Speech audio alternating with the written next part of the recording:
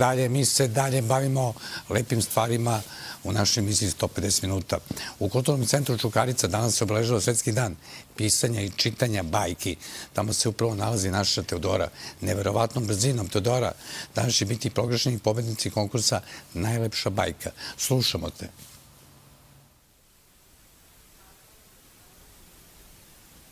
Deki, ja sam na početku emisije obećala da vas danas vodim u svet bajki. Upravo se nalazim u Kulturnom centru Čukarica i upravo je proglašeno 5 pobednika koji su osvojili nagradu za najbolju bajku, a sa nama je Nina Pavlović, jedna od pobednica. I evo moram da pitam o čemu se radi u tvojoj bajci, ako možeš da otkriješ našim gledalcima.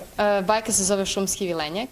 Radi se o šumskom vilenjaku koji mrzi ljude zato što su oni nekada davno ubili sve stanovnike njegove šume.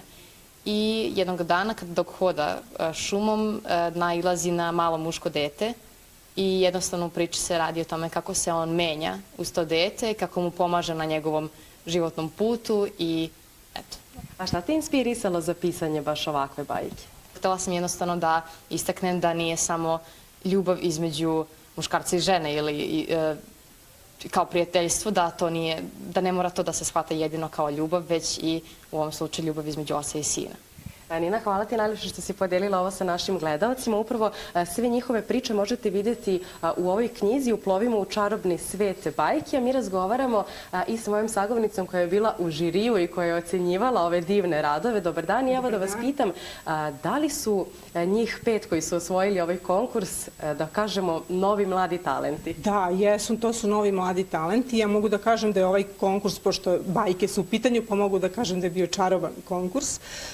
To je stiglo preko 50 radova. Ja ne mogu da kažem da su samo njih 5 maštoviti. Maštovita su bila deca izuzetno. To je bio takvo bogatstvo reči, takve ideje, takvi novi stilovi pisanja bajki i baš ono što ste i rekli, nisu se baš sve bajke završavale onom klasičnom rečenicom i bili su srećni do kraja života. Deca su bila toliko maštovita da su, da nama u žiriju, pored mene u žiriju su bile, moram da pomenem, i moje koleginice Violeta Đorđević i Marija Simić Janjuš, i bilo nam je veoma, veoma teško da od tih 50 bajki izaberemo 5 najboljih. Ja se nadam da nismo pogrešile.